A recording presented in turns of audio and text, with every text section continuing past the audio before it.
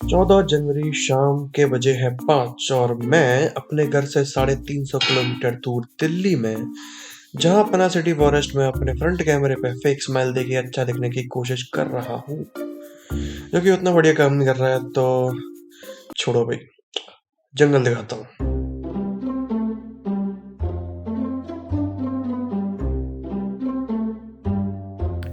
तो अब आप लोग ये सोच रहे होंगे कि मैं यहाँ पर कब और क्यों आया। तो बात है 8 जनवरी की। मैं सुबह सुबह उठा तो मेरी अंतरात्मा ने मुझसे पूछा कि वत्स, क्या ये तेरी काया घर की चार दीवारी में पड़े पड़े थक नहीं गई? क्या तेरे प्रतिदिन जागने और काम करने और फिर से सो जाने की दिनचर्या से तू ऊब नहीं गया? क्या तेरा मन नहीं करता कि तू निकल पड़े फिर एक नए सफर पर? तो मैंने कि हाँ यार, अंतरात्मा बात तो सही कह रही है। तो बस करा लिया मैंने टिकट और आ गया मैं ग्वालियर के रेलवे स्टेशन पर 3:45 की ट्रेन पकड़ने के लिए। दिल्ली में रहते हैं मेरे भैया, भाभी और उनके बच्चे। और दिल्ली जाने की मेरी जो एक्साइटमेंट है और हैप्पीनेस है मेरी आंखों में साफ साफ देखी जा सकती है ना? है ना? नहीं यार, लाइफ इतनी ब्यूटीफुल और स्पॉन्टेनियस होती तो क्या ही बात थी। बट हमारी लाइफ तो भाई सरप्राइजिंग की जगह उल्टा शॉकिंग है, क्योंकि मेरे दिल्ली जाने का रीज़न कुछ और ही है। और वो रीज़न जानने के लिए हमको थोड़ा और पीछे जाना पड़ेगा, 5 जनवरी को। तो बात एक्चुअली ये है कि मैं हूँ एक सॉफ्टवेयर इंजीनियर। Thank you. और मेरी जॉब रिमोट है, मतलब मुझे घर से ही काम करना होता है। Oh my God! Thank you. और मैं रहता हूँ बानमोर में, जहाँ पर रैंडम पावर कट्स होते रहते हैं, कभी भी लाइट जाती है, कभी भी। तो 5 जनवरी को भी मैं ऐसे ही उठा और अपने काम में लग गया 10 बजे के करीब, जो जो मेरी जॉब स्टार्ट होने का टाइम होता है। और मैं काम कर रहा था और 11:30 या 12 बजे के बीच लाइट चली गई। मैंने कहा ठीक है भाई, शॉर्ट सा पावर कट होगा, 1-2 घंटे में लाइट आ जाएगी, बट नहीं आई। थोड़ी देर बाद पता चलता है कि भाई एरिया का हो गया ट्रांसफार्मर खराब, जिससे जिसे सुनने के बाद हमने सोचा कि हाँ भाई, अब हो गया काम बढ़िया, अब बहुत बढ़िया तरीके से जॉब हो जाएगी। तो मैं काम कर ही रहा था और लैपटॉप हो गया शट डाउन। और मैंने बॉस को भी कॉल करके इन्फॉर्म कर दिया कि आज तो काम नहीं हो पाएगा, ट्रांसफार्मर हो गया ख़राब और प्रॉबेबली कल तक, अगले दिन तक ठीक हो जाएगा, तो मैं कल जॉब कंटिन्यू करूँगा। तो उन्होंने कहा ठीक है। अगले दिन वेट किया, ठीक है, उस दिन भी कुछ नहीं हुआ। फिर फ्राइडे को मैंने उनको इन्फॉर्म कर दिया कि कल तक का वेट और कर लेता हूँ, और सैटरडे को, कल सैटरडे को अगर ठीक हो गई लाइट तो ठीक है, वरना मैं संडे को निकल लूँगा दिल्ली अपने भैया के यहाँ पे और वहाँ से जॉब कंटिन्यू करूँगा मंडे से। तो अब है संडे, मैं जगा हूँ और बुरे मूड के साथ बैठा हुआ हूँ, सोच रहा हूँ यार क्या करूँ, जाऊँ कि नहीं जाऊँ। पर फिर मैंने कहा ठीक है भाई, 2.5 दिन की छुट्टी भी हो गई है और मैं अपनी जॉब को रिस्क में नहीं डाल सकता। तो मैंने जैसे ही टिकट बुक की और पेमेंट किया, लाइट वाले भाग के आए और उन्होंने ट्रांसफार्मर लगा दिया, बट लाइट अभी भी नहीं आई। क्यों?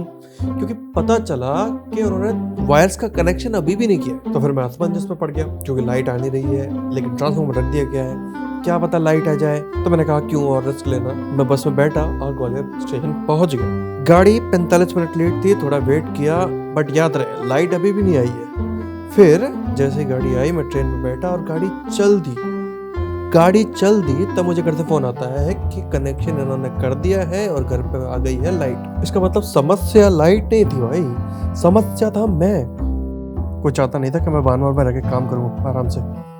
पर ठीक है, जो हुआ वो हुआ। अब हमें फोकस करना था टाइम पर दिल्ली पहुंचने में।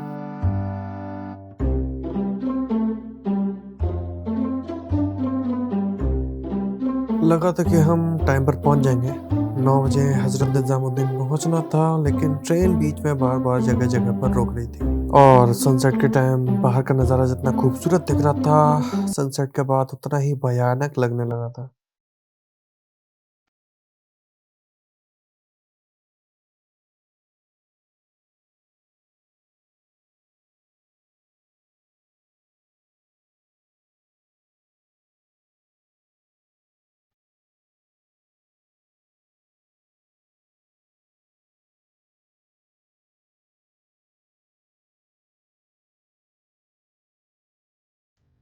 मेरे बैड लक ने मेरा अभी भी पीछा नहीं छोड़ा था।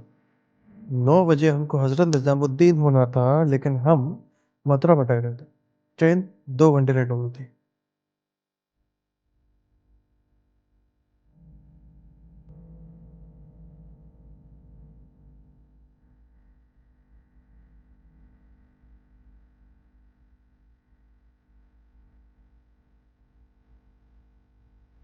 फिर हम फाइनली 11:15 बजे हजरत निजामुद्दीन स्टेशन पर पहुंच गए और बढ़ने लगे मेट्रो स्टेशन की तरफ।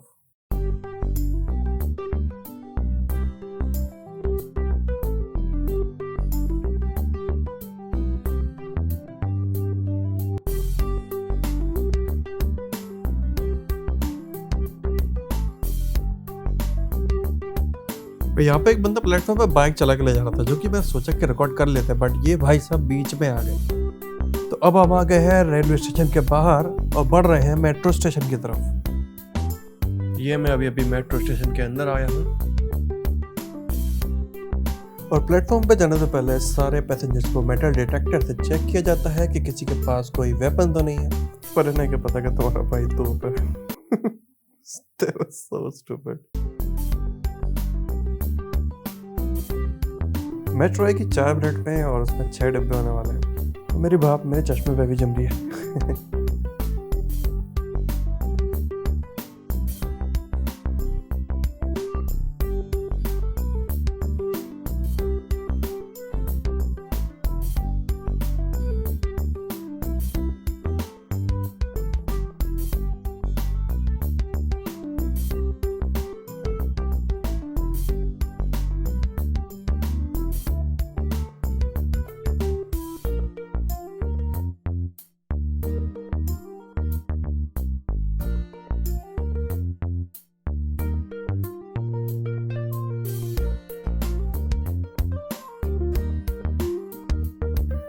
ये हम एंटर हो चुके हैं मेट्रो के अंदर और ये एक अनसेड और अनरिटन रूल है कि अगर हम मेट्रो के अंदर हैं तो आपके हाथ में फ़ोन होना चाहिए, भले ही आप फ़ोन यूज़ कर रहे हो या नहीं।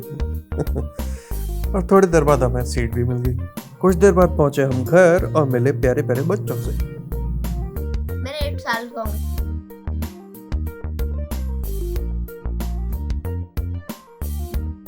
मैं दिल्ली 1 हफ्ते के लिए रुका, जहाँ पे मैंने काफ़ी कुछ किया, जैसे कि रात को छत पे आग सेकना, अपने ऑफिस का काम करना। भीगा भीगा है समा ऐसे में है तू कहाँ, मेरा दिल ये पुकारे। बंद करो हाथ जोड़ के। मैं okay okay okay okay okay.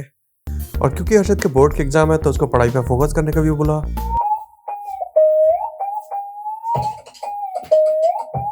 Priyanshi को प्रैंक किया। चीज भी तो वीडियो बना रहे हो क्या?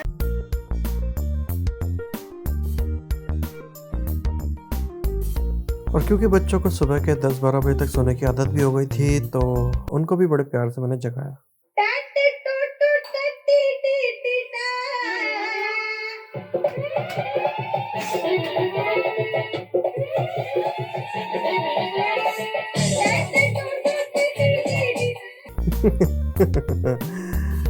तो